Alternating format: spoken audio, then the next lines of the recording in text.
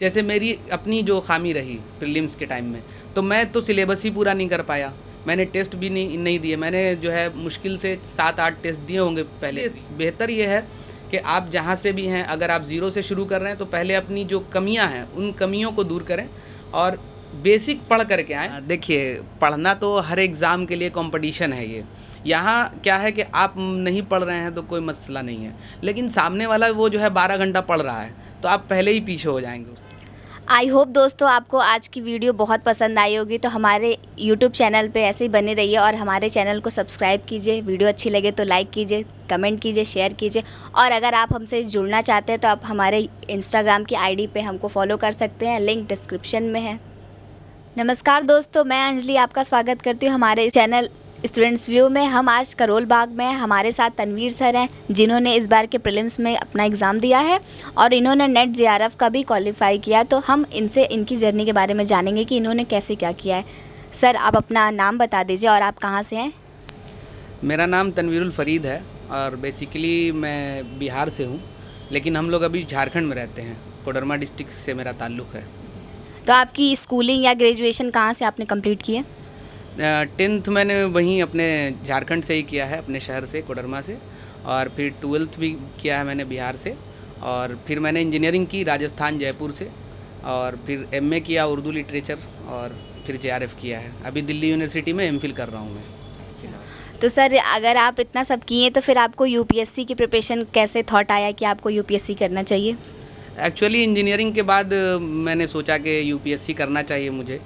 और फिर मैंने जॉब का देखा। फिर मुझे वहाँ कुछ ऐसा लगा नहीं कि मैं इस लाइन में अपना करियर बनाऊँ, या फिर मैंने सोचा कि अगर वहाँ बनाना ही है करियर तो मैं बाद में भी बना सकता हूँ। और मैं गया ट्राई करने के लिए गल्फ़ के लिए, तो मुझे लगा कि यहाँ तो मैं बाद में भी कर सकता हूँ, लेकिन यूपीएससी की एक लिमिटेड एज होती है कि 32 ईयर्स जनरल के लिए है। तो यहाँ पे आप एक लिमिटेड टाइम है, आप यहाँ पे करियर इसी दरमियान में बना सकते हैं। इसके बाद आपको नहीं मिलेगा अपॉर्चुनिटी। सो मैंने सोचा कि पहले मैं इस लाइन में देख लेता हूँ, मुझे इसी लाइन में जब करना है तो मैं इसी लाइन में कंटिन्यू करूँ। अच्छा, तो सर आप कब से प्रिपरेशन अपनी स्टार्ट किए हैं प्रीलिम्स या यूपीएससी के लिए? एक्चुअली ऐसे कहा जाए तो 2018 से मैंने शुरू किया तैयारी। तो उस टाइम में मैंने ऑप्शनल डिसाइड करना था, तो ऑप्शनल के लिए मैंने 2 पेपर देखा। चूँकि इंजीनियरिंग ग्रेजुएट होने की वजह से मुझे लगा ज्योग्राफी अच्छा रहेगा, तो मैंने प्रीवियस ईयर देखा। फिर मैंने एक उर्दू लिटरेचर भी था, तो मैंने उसका भी पेपर देखा। तो मुझे इंटरेस्टिंग लगा, चूँकि बचपन में उर्दू वगैरह पढ़ी थी हमने थोड़ी, और शायरी वगैरह में थोड़ी सी दिलचस्पी थी। तो मैंने सोचा कि उर्दू यार मेरे लिए अच्छा रहेगा, और उसी दरमियान में मैंने यूं ही एमए कर। नमस्कार दोस्तों, वीडियो में आगे बढ़ने से पहले Unacademy civil service champion test के बारे में बताने जा रहा हूं। India's biggest prelims based national scholarship test, जिसमें आप स्कॉलरशिप जीत सकते हैं, जिसकी वर्थ 15 करोड़ तक की है, जो कि 27 मार्च को होने वाला है। इनरोल करने के लिए डिस्क्रिप्शन में दिए गए लिंक पर जाएं, और हाँ, कोड मांगते वक्त आप हमारा कोड SU इस्तेमाल करना ना भूलें। इसी के अलावा अनअकैडमी का न्यू बैच 16 मार्च को स्टार्ट होने जा रहा है, जिसमें आपको GS की 20 बुक्स मिलेगी, जो कि एकदम यूपीएससी के रिसेंट सिलेबस पर आधारित है। हिंदी और इंग्लिश दोनों लैंग्वेज में होगा। अगर आपका ऑप्शनल सब्जेक्ट बहुत ही कमज़ोर है तो अनअकैडमी की टीम के साथ जुड़कर आप अपने ऑप्शनल को मजबूत बना सकते हैं।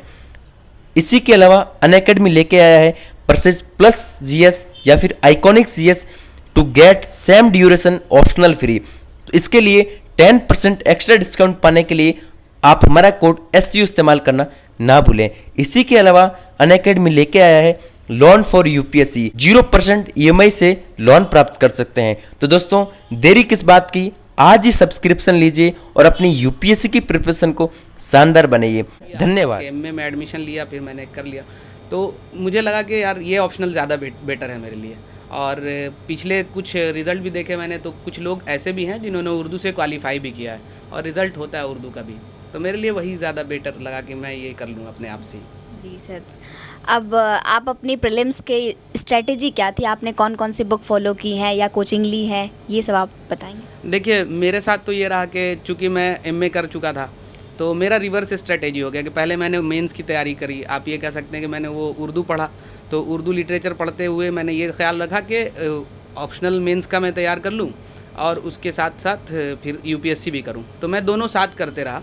बेसिक NCERTs वगैरह पढ़ ली, और फिर कोचिंग ली मैंने 2019 में, और फिर मैंने उनके नोट्स वगैरह जो कोचिंग में देते हैं वो मैं अभी कंटिन्यू कर रहा हूँ और वही फिर तैयार कर रहा हूँ साथ में। और बीच में मेरी स्टडी ब्रेक हुई चूँकि मुझे JRF भी करना था साथ में, तो कोचिंग के साथ मैं JRF की तैयारी कर रहा था। मैंने उतना फोकस नहीं किया उस पर, तो मैं पूरा टाइम JRF पे ही देता था, थोड़ा बहुत जो मिलता था तो मैं तो आप UPSC सर किस कोचिंग से हैं? मैंने वाजीराम से किया था 2019 में। हालांकि 60-70 क्लासेस के आसपास जो है वो बाद में रह गई थी लॉकडाउन होने की वजह से, तो उसके बाद पढ़ाई बहुत ब्रेक हुई। यहीं राजेंद्र नगर में ही था मैं भी, और हम लोग सब फंसे हुए थे लॉकडाउन में उस टाइम।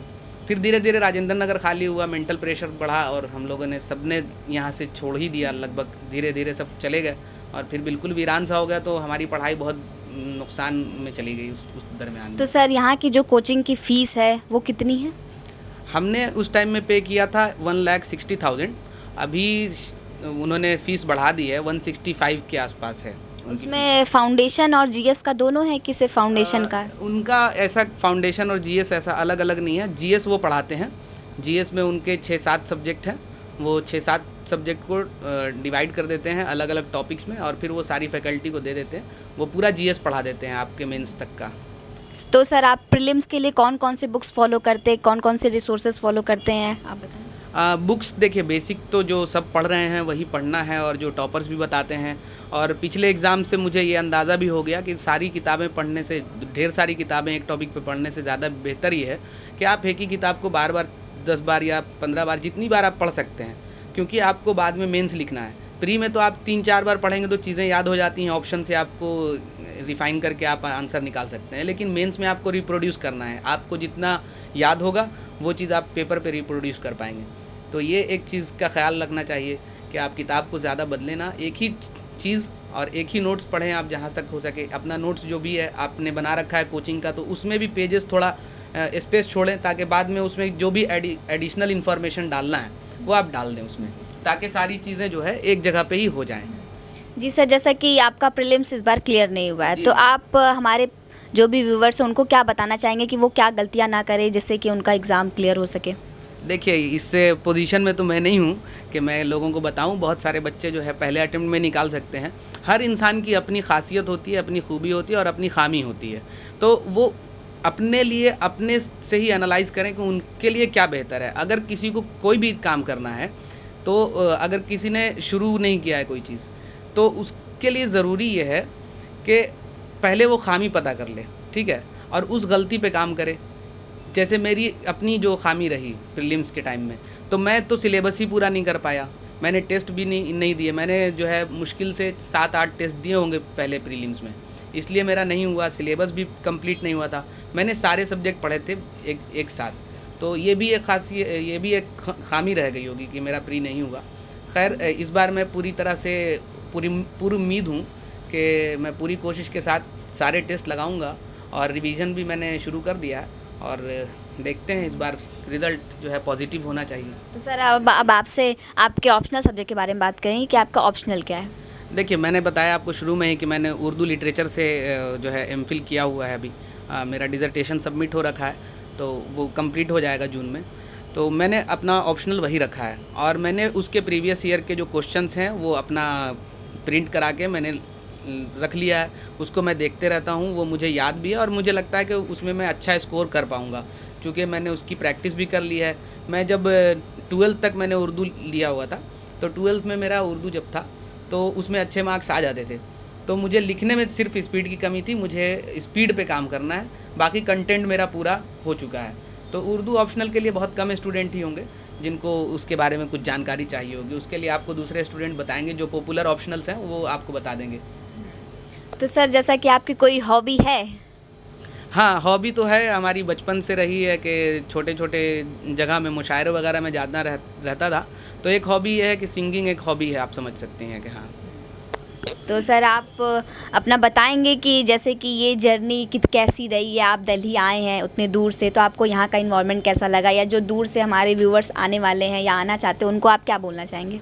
व्यूअर्स के लिए तो मैं यही कहना चाहूँगा कि जो भी यहाँ आएँ तो सबसे पहले देखिए, आप जब अकेले होंगे तो कंसंट्रेट होके पढ़ रहे होंगे, अकेले पढ़ रहे होंगे तो आप जो भी पढ़ रहे होंगे तो एक डिटर्मिनेशन से पढ़ रहे होंगे, लेकिन जैसे ही आप यहाँ पे आएंगे तो आप अपना ना पढ़ करके दूसरों को देखना शुरू कर देते हैं कि यार मैं ये नोट्स पढ़ रहा हूँ, वो सामने वाला तो इस नोट से पढ़ रहा है, वो ये मटेरियल से पढ़ रहा है, तो वो आपके माइंड में एक डिस्टर्बेंस क्रिएट करेगा और फिर आप अपनी चीज़ों को पे भरोसा ना करके उसकी तरफ जाएंगे, उसको पढ़ना शुरू करेंगे, अपना भी नहीं पढ़ेंगे, उसको भी नहीं पढ़ेंगे। इसलिए बेहतर ये है कि आप जहाँ से भी हैं, अगर आप ज़ीरो से शुरू कर रहे हैं तो पहले अपनी जो कमियाँ हैं उन कमियों को दूर करें और बेसिक पढ़ करके आएँ।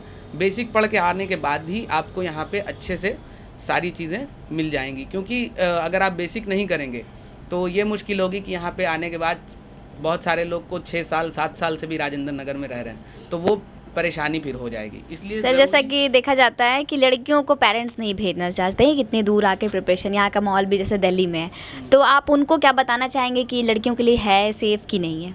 देखिए, जहाँ तक ओल्ड राजेंद्र नगर की बात है तो ये इलाका ऐसा है, काफ़ी सेफ़ इलाका है। यहाँ पे थाने की जिप्सियाँ जो हैं और ये पुलिस स्टेशन यहाँ पर जो है ये लोग काफ़ी एक्टिव रहते हैं और रात भर गाड़ियाँ गश्त करते रहती हैं। लाइब्रेरीज़ जो है रात भर खुली रहती हैं, लड़कियाँ भी पढ़ती हैं रात में और लड़के भी पढ़ते हैं। यहाँ पर अभी मेरे ख़्याल से दिल्ली में जब मैं यहाँ कहीं भी रहा हूँ तो ये सबसे सेफ़ इलाका लगा है मुझे। कोई इस तरह की चीज़ें नहीं हैं। हालांकि कभी कभी लॉकडाउन में 1-2 छोटी चोरियां हुई हैं तो वो हो जाती हैं, वो उस टाइम में ऐसा सिचुएशन भी रहा कि हो गया, यहीं आसपास में भी चोरियां हुई, लेकिन वो छोटी मोटी हो जाती है। लेकिन इस तरह लड़कियों के लिए कोई सेफ्टी का इशू नहीं है यहाँ पे।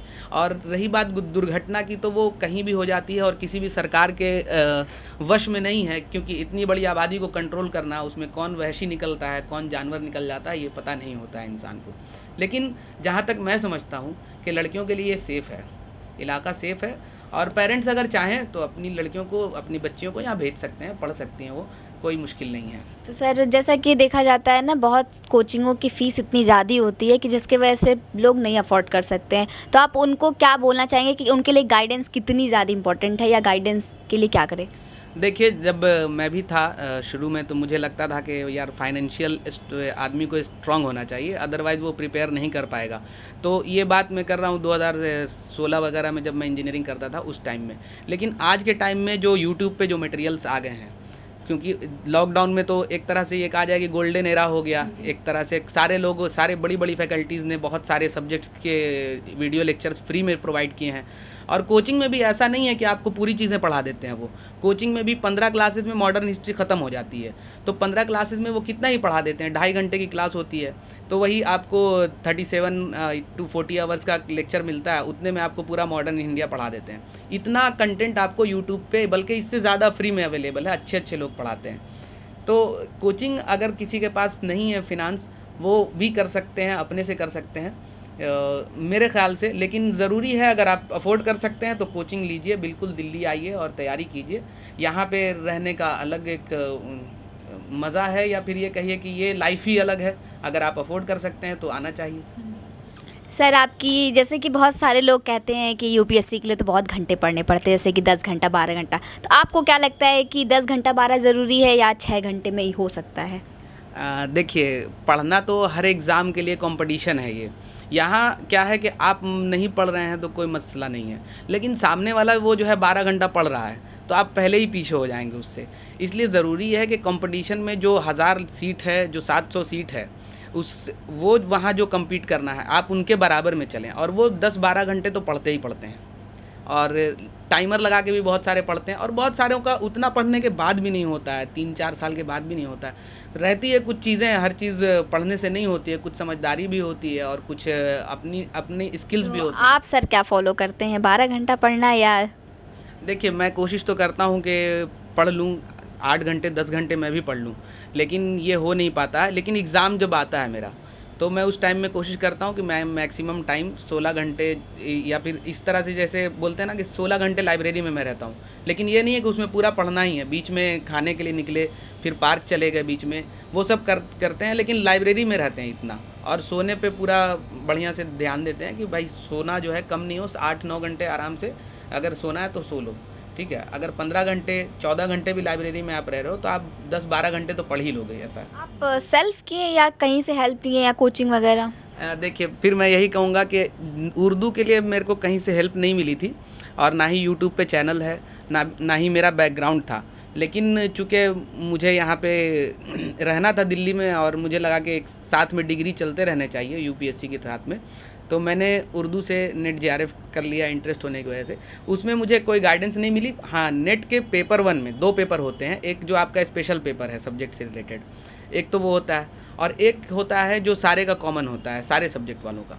तो उसके लिए मैंने यूट्यूब से हेल्प ली, मुझे हेल्प हुई, और सीसेट में भी मुझे पढ़ना है और इंजीनियरिंग बैकग्राउंड होने की वजह से मेरा आसानी से हो गया, उसमें मुश्किल नहीं हुआ। तो सर जैसा कि सी सेट माना जाता है कि बहुत लोग उसमें फंस जाते हैं, तो आपको लगता है कि आपके प्रिपरेशन में सी सेट में कमी थी? पेपर सीसेट का जो पेपर आया था इस बार वो टफ़ था, और मुझे लगा कि मैंने प्रैक्टिस नहीं की है, इस वजह से मैं पीछे हो गया हूँ। लेकिन मैं कर लूँगा उसको, क्योंकि मुझे नहीं लगा कि मुझे उसके लिए अलग से कहीं कोचिंग जाने की ज़रूरत है। मैं उसको सेल्फ़ कर लूँगा, और कुछ टॉपिक्स हैं जिसमें मैं कमज़ोर हूँ, वो यूट्यूब से मैं कर लूँगा। कुछ टॉपिक्स हैं वो हो जाएंगे। जी सर, तो सर आपका बहुत बहुत धन्यवाद, आपने इतना टाइम दिया है। It's okay, thank you. I hope दोस्तों आपको आज की वीडियो बहुत पसंद आई होगी। तो हमारे यूट्यूब चैनल पे ऐसे ही बने रहिए और हमारे चैनल को सब्सक्राइब कीजिए। वीडियो अच्छी लगे तो लाइक कीजिए, कमेंट कीजिए, शेयर कीजिए, और अगर आप हमसे जुड़ना चाहते हैं तो आप हमारे इंस्टाग्राम की आईडी पे हमको फॉलो कर सकते हैं, लिंक डिस्क्रिप्शन में है।